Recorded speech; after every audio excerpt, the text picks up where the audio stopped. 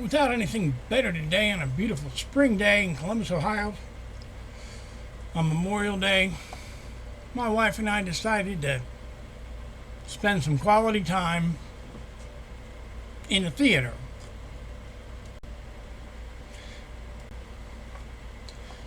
We went and saw two movies, second of which was Doctor Strange, Madness of the Multiverse.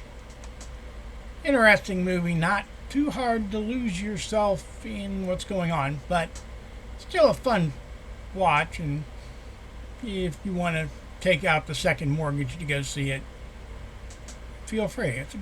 It's a fun flick. The other movie we went to see was one that we've been waiting for, well, like a lot of people our age, since 1986. And that was Top Gun Maverick. Do go see it. It is an excellent movie. And my biggest recommendation is, if you can get to it on an IMAX screen, definitely go. Definitely see it in IMAX. There is, wow. It was wow. That's all I can say. Some people are going to nitpick things. There were a couple of minor discrepancies in the movie that didn't really make a whole lot of sense. The first one actually did. All the pilots are wearing helmets that are at least 2 generations out of date. And this was almost certainly done for filming, as if you've looked at the modern helmets that F-18 pilots wear, you would never see a face. You could have anybody in that cockpit and just do voiceover.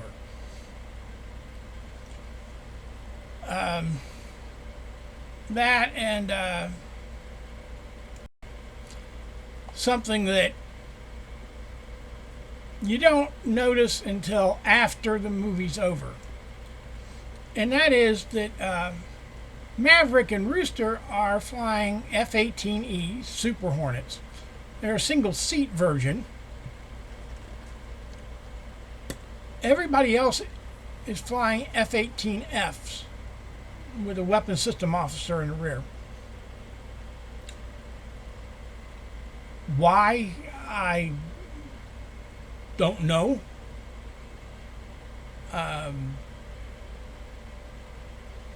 I would think that the single seat would be purely a air superiority fighter, but hey, I didn't pay the $11,000 an hour for flight time. One thing that they did do, which they didn't do in the first movie, was they took all the actors who are going to be flying and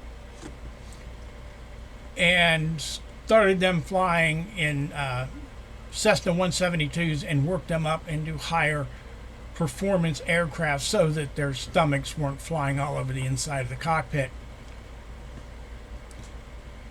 during filming.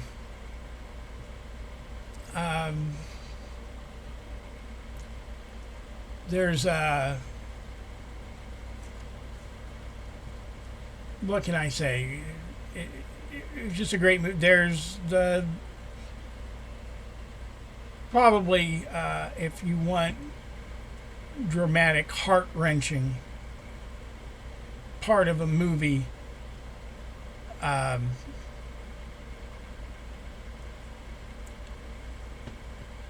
Iceman's death was definitely that. And a lot of what was seen with the scene with Ice and Maverick in a den at the Admiral's house was actually very real. Val Kilmer has had a couple of incidents with throat cancer. He has trouble speaking. He tends to use a computer screen to communicate. It's easier. What you heard of the rasping voice there is honest. His daughter is now his main spokesman, and said it was probably going to be the last movie that Val Kilmer ever makes, simply because he can hardly talk. It's painful to watch if you've ever had somebody who died from cancer. Now, let's have some more of the lighthearted stuff. If you remember, there is a scene in Top Gun where they're getting chewed out for buzzing the tower, and he brings up 2 towers and 1 admiral's daughter, and Goose just looks at me. You went ballistic with Penny Benjamin? Talk about it like. Well, just a quick mention in the first movie, and she's back, loud and proud, and for real in the second movie. This is love interest from many, many years ago.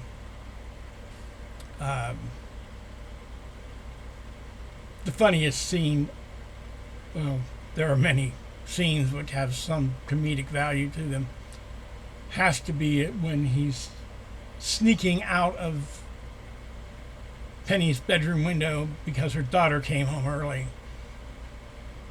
And as he lands on the ground, her daughter is standing there on the front porch just staring at him and says, "Just don't hurt her." There's... yeah. It was funny. Definitely. There were a few others. Fighter pilot football looks like something which would be either fun to play or a great way to end up in the emergency room, or both.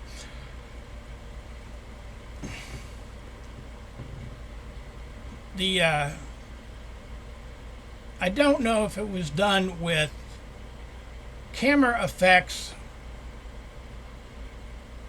or if they received special permission for the flight, or possibly it was simply filmed before August 20th, 2019, when a below the rim ban was placed on flying through Rainbow Canyon, also known as Star Wars Canyon.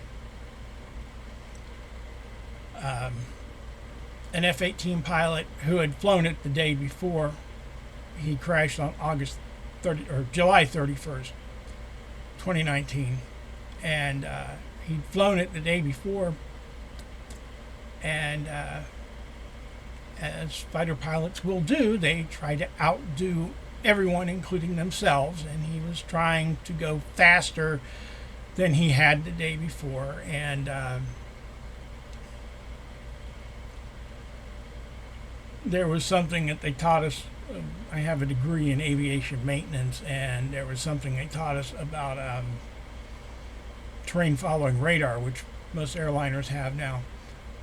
And you really have trouble flying through cumulogranite clouds.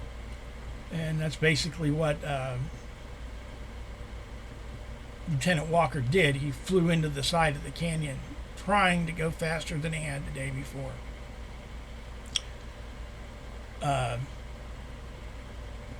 It's a sad thing, but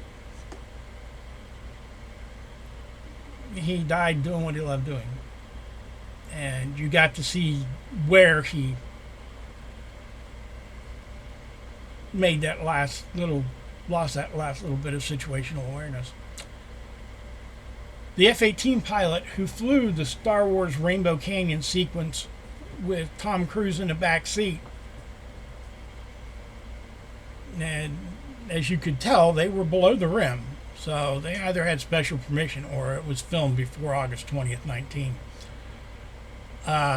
Said that there was no way he was ever going to fly that low and that fast again, ever. He was scared. when he got out of the plane going, no, no, never, ever again. The Su-57s that were used in the movie were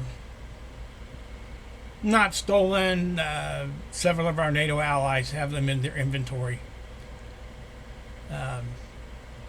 They use them at the Fighter Weapons School and at NAS Fallon. It's about 65 miles east of Reno, which is where Top Gun moved to.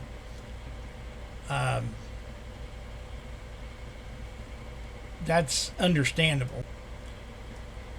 The scene in the first movie where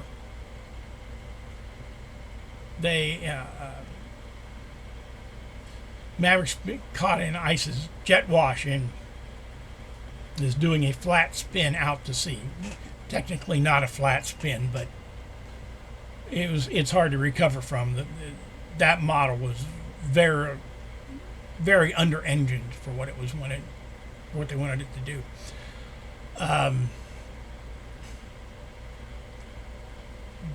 While it didn't happen actually in the movie, that actually did happen. Of an F-14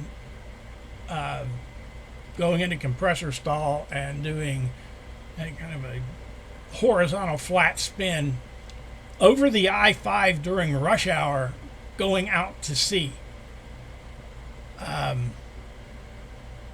Needless to say, that was not something that I ever wanted to repeat again. That short, not too many years later, they moved it out to Naval Air Station Fallon.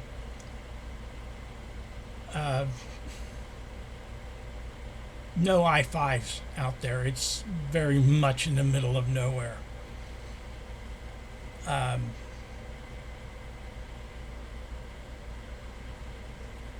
The scenes that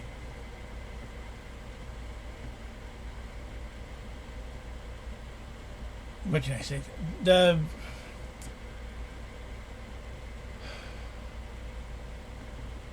Naval Air Station North Island is basically the home of the Pacific Fleet.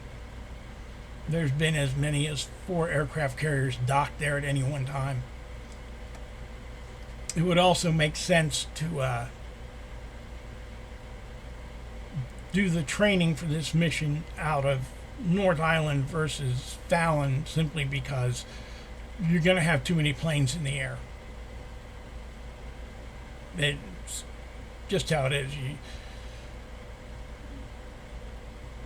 You got flights going up every day. Anyways,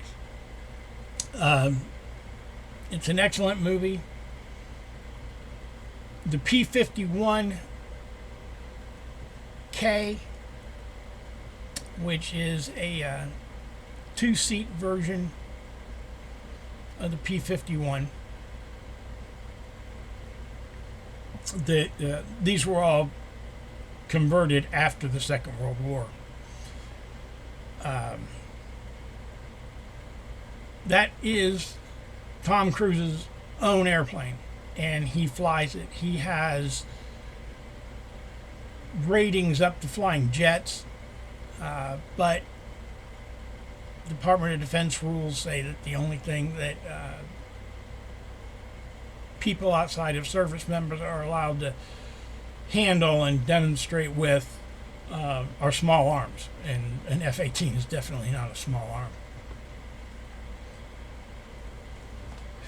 Well, like I said, if you get a chance to go see it, especially if you get to go see it in IMAX, do go. It is very much worth I think my tickets were $14 a piece. It's very much worth the money, especially in IMAX. And I'll talk to you later. Have fun. Bye.